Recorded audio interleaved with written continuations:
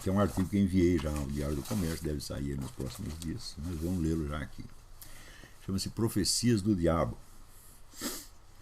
Uma vida repleta de ocupações não tem permitido dar às minhas ideias a exposição escrita, toda arrumadinha, que algumas delas merecem. Espalho-as de maneira fragmentária e anárquica, em artigos, aulas, conferências, programas de rádio, na vaga esperança de que, após a minha morte, alguma alma caridosa junte as peças e as monte em equipamentos mais utilizáveis pelo grande público. Uma dessas ideias, é a do poder imanente dos significados embutidos nos símbolos históricos. Ela diz resumidamente o seguinte: a história é feita das livres escolhas e decisões humanas. Mas, quando os homens se deixam guiar por ideias e símbolos cujo integral significado lhes escapa no momento, esse significado invisível acaba por se manifestar à plena luz do dia sob a forma de fatalidades históricas incontroláveis. Mesmo depois do fato consumado, existe ainda alguma dificuldade em perceber que já estavam enunciadas na formulação originária. Essa dificuldade emana do hábito moderno do pensamento metonímico, que concebe as propostas de ação tão somente por uma parte das suas qualidades autoproclamadas, sem sondar o sentido substantivo da ação planejada e, portanto, sem atinar com suas consequências inevitáveis. Eu vou dar um exemplo agora, por exemplo, para a gente ver esse negócio gaysista. Os pessoal dizem, não, nós estamos fazendo isso para defender os direitos dos gays. Direitos que não existem ainda, mas que eles proclamam que já estão sendo violados. Como que um direito inexistente pode ser violado é uma coisa que me escapa, mas esse ilogismo faz parte da estratégia psicológica. Muito bem. Acontece que se você aceita o casamento gay, você demoliu instantaneamente todo o direito de família. Se algum gay está pensando nisso, ele está com clara consciência nisso? Não, nenhum gaysista está com consciência clara disso. Mas quem bolou o negócio, quem bolou a estratégia, sabia perfeitamente. Quer dizer, você faz um plano do qual você proclama uma parte dos objetivos. Mas a parte mais profunda e inevitável fica escondida. Então, ao longo do tempo, as suas consequências se manifestam com uma precisão silogística absolutamente formidável.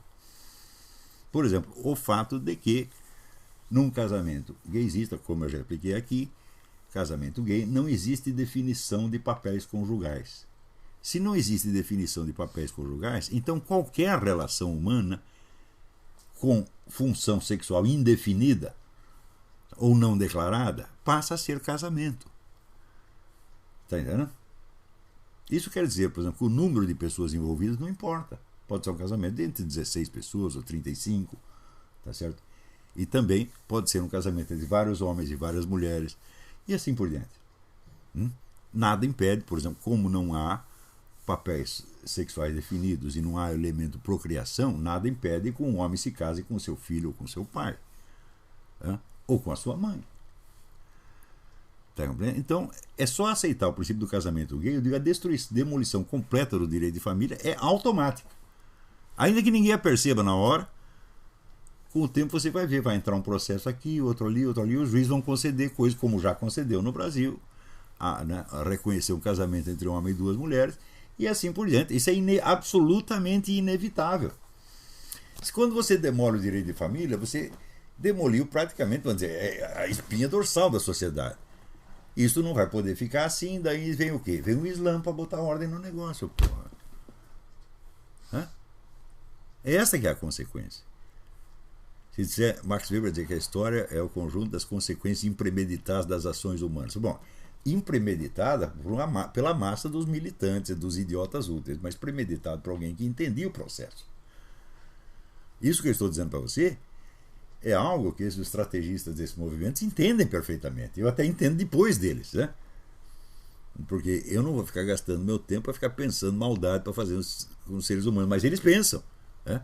E pensam muito bem pensado, né? Então, vamos continuar. Na história sacra e profética, esses desenvolvimentos anunciam-se previamente de maneira nítida. O Antigo Testamento prevê com clareza o destino tormentoso dos judeus, e o Novo anuncia a autodecomposição da Igreja, que hoje, diante dos nossos olhos, enche de temor as almas dos crentes atônitos. Está lá na Bíblia, com um terço das estrelas cairá. As estrelas representam os bispos. um terço. Na verdade, para bagunçar a igreja inteira, não precisa nem cair um terço, basta cair um décimo, já virou bagunça. É aquele princípio que eu falei para vocês. Quantos, né, escrivão corrupto você precisa ter numa delegacia para bagunçar a delegacia? Basta um. Aí você já começa a sumir documento e tal, e o resto não funciona. Então, na igreja a profecia diz claramente: um terço vai cair, vai se vender para o outro lado. E não está acontecendo? Claro, está acontecendo diante dos nossos olhos. Então, não há diferença entre o teor explícito e completo da profecia e o que acontece. Na profecia de Fátima, Nossa Senhora disse: em tal data, assim, assim, assim, vai estourar uma nova guerra. Isso será anunciado com uma semana de antecedência por um fenômeno estranho no céu. Apareceu uma aurora boreal em Paris, uma semana antes de estourar a Segunda Guerra. Daí veio a guerra exatamente como ela disse. E assim por diante. Na história profana, os símbolos vêm encobertos por densas camadas de confusão metonímica. A progressiva manifestação do seu significado simula, no quadro histórico maior, a evolução de uma neurose desde um trauma de infância longamente esquecido. Quer dizer, a premissa já está lá atrás, mas você esqueceu a premissa, mas nem por isso as consequências deixam de se desenrolar, porque você vai agir não conforme aquilo que você está pensando no momento, mas conforme a premissa assumida lá para trás. Assim como Hegel falava de uma astúcia da razão que conduzia os homens sem que eles o percebessem, pode-se perfeitamente falar de uma astúcia do inconsciente, em que os símbolos carregados de esperança guiam a humanidade em direção a catástrofes e sofrimentos. Por quê? Esses símbolos da proposição são conhecidos pela esperança que eles manifestam, não pela sua mecânica, pela mecânica real do seu funcionamento. E quando tudo dá errado, desemboca em catástrofe, muitas pessoas podem dizer: nós fomos traídos. Eu digo: você não foi traído. O que está se desenrolando diante dos seus olhos é a consequência inevitável das premissas que você já assumiu. Portanto, não houve traição alguma, houve uma coerência extraordinária.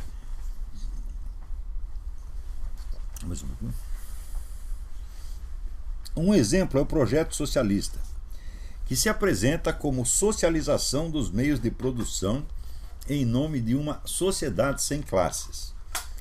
Por trás desses slogans, o socialismo é substantivamente a unificação do poder político com o poder econômico, dissolvendo uma das principais garantias da liberdade na sociedade capitalista e anunciando a formação de uma superclasse governante onipotente e praticamente indestrutível. Os caras têm todos os meios na mão.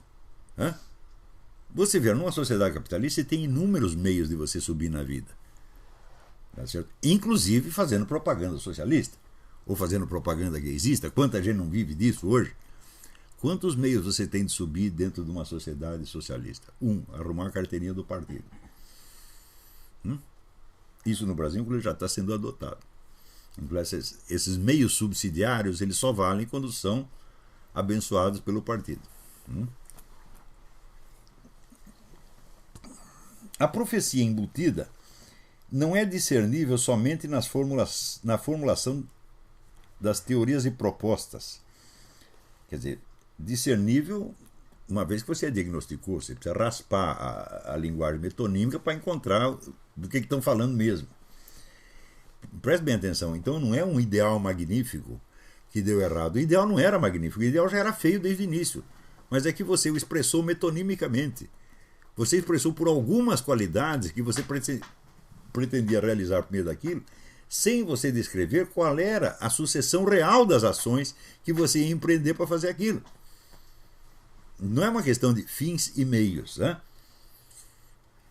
O fim maligno já está definido no início junto com o fim benigno. Né?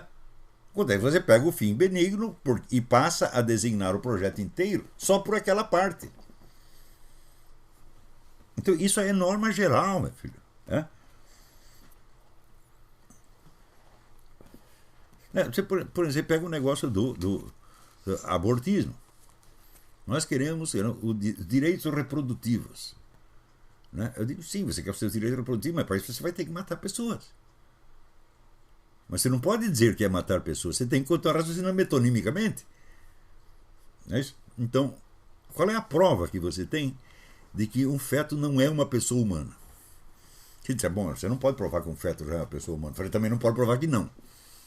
Então, no caso de dúvida, tá certo? Você está arriscando a vida de alguém que pode ser um ser humano. Isso é inevitável. Né?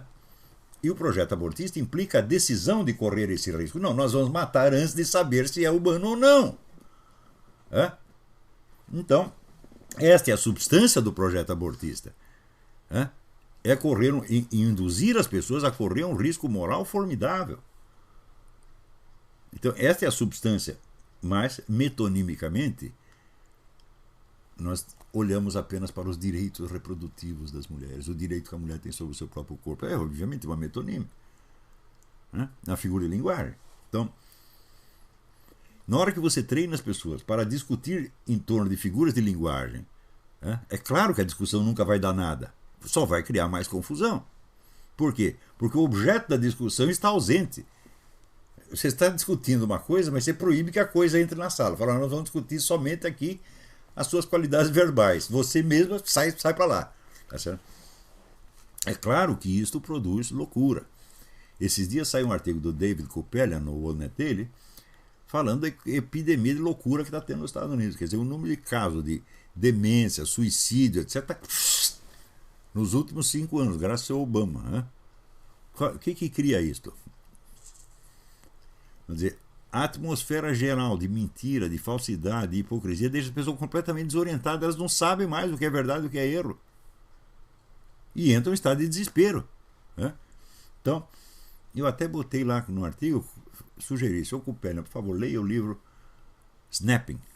Snapping é esse barulho aqui, não tem tradução em português. Né? É um livro que foi publicado nos anos 80. A autora se chama-se Flo Conway e Jim Siegelman. E o título inteiro é Snapping, America's Epidemic of Sudden Personality Changes. A epidemia americana de súbitas mutações de personalidade. E ela estuda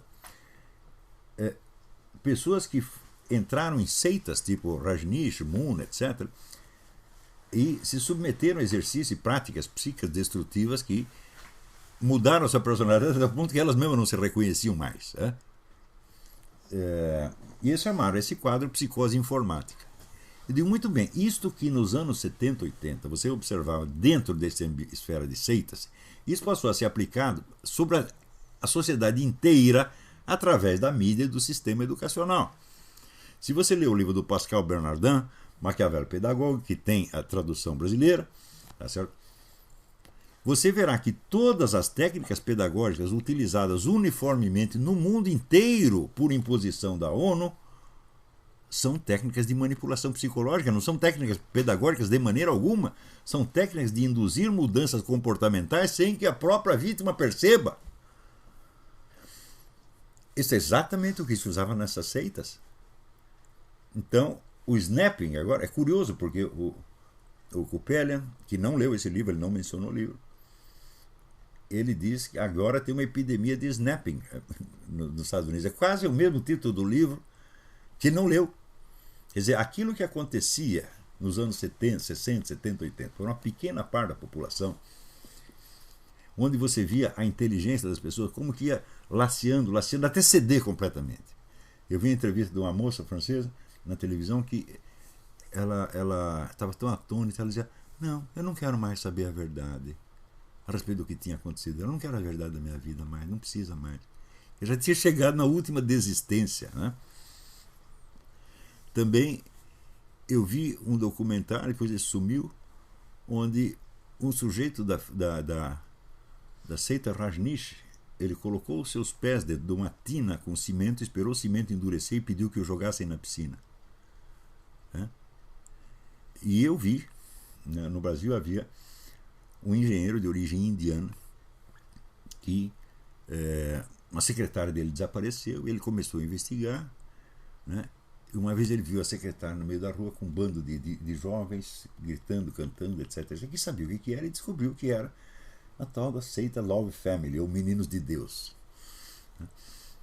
E ele ficou curioso, começou a estudar esse negócio e juntou lá uma documentação na casa dele, que uma vez fui eu e um promotor público para ver aquilo, e então aparecia o chefe da seita, que chama David não sei das quantas, explicando que os pais têm que fazer suruba com os seus bebês a partir dos 4 anos de idade. É? E era assim, e a coisa, inclusive, contada pela filha do fundador. Ela ficou revoltada com o pai, contou tudo. Tá? Então, essas coisas aconteciam para uma faixa mínima da população. Mas aquilo foi apenas balão de ensaio. Hoje, essas técnicas e a imposição dessa monstruosidade é geral. Você vê toda essa campanha de favorecimento da pedofilia que está acontecendo diante dos nossos olhos. É o David não sei das quantas, que agora virou ministro da Educação, tá entendendo? Virou diretor de grande empresa de mídia. Então, quer dizer que aquele quadro de psicose informática que esse Conway e Seligman escreviam nesse livro nos anos 70, 80, agora é geral. É sobre toda a sociedade. Então é claro que essas seitas foram criadas como laboratórios experimentais de técnicas psicológicas que depois iam ser aplicadas em massa, e estão sendo. Quando eu me referi a isso no livro Jardim das Aflições, que é um livro de 96, eu dizia, olha, o estudo dessas técnicas é a coisa mais importante para você entender o que vai acontecer nas próximas décadas. Passada uma década apenas, aparece o livro do Pascal Bernardin, Maquiavel Pedagogo, mostrando que tudo aquilo, todas aquelas técnicas que foram criadas para a dominação psíquica, para destruir a psique das pessoas, do quadro fechado das seitas, já estava sendo utilizado universalmente por imposição da ONU. Agora, você veja, as pessoas que querem se opor a essas coisas na base de um discurso moral ou de um discurso anti-esquerdista, meu Deus, elas estão 50 anos atrasadas. Não se trata mais disso, já é outra coisa, muito pior. Você está entendendo?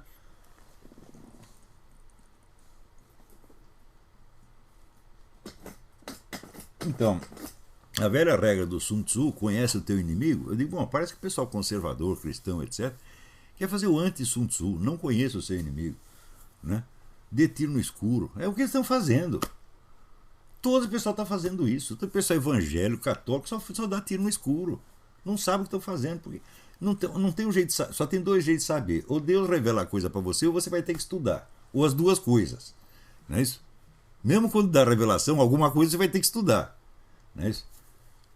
E o pessoal não tem nenhuma coisa nem outra. Deus não me informou de nada e eu estou com preguiça de estudar, não vou querer saber. Né? Então, continuando aqui. A profecia embutida não é discernível somente na formulação das teorias e propostas, mas também nos símbolos que as condensam para a imaginação popular. De algum modo, a letra do hino da Internacional Comunista, composta em 1871 por Eugène Pottier e posta em música em 1888 por Pierre de Gaiter, a qual até hoje fascina a mente das multidões militantes com a imagem da bela sociedade igualitária, já contém na sua primeira estrofe o anúncio da debacle apocalíptica que veio a constituir a história do comunismo. Veja que coisa. O sujeito, então, que em 1888 lesse com atenção, né, com capacidade interpretativa, com instrumentos de análise crítica, a primeira estrofe da Internacional, já entenderia imediatamente isto vai dar merda. Vamos lá. Mesmo depois da queda da União Soviética, no entanto, essa profecia continua tão mal compreendida que muitos ainda tentam realizá-la por meios novos, mais inventivos e mais desnorteantes, enganando-se a si mesmos com uma feroz devoção ainda mais intensa e louca do que aquela que guiou os pioneiros da ditadura soviética. Ao conclamar ao grande empreendimento da Revolução Socialista os danados da terra e os condenados da fome, les damnés de la terre, les forçats de la femme, o poema já insinua que quem os convoca à ação é, hegelianamente, a razão, a deusa inspiradora de 1789. No entanto, de onde vem a voz dessa divindade? La raison tonne en son cratère.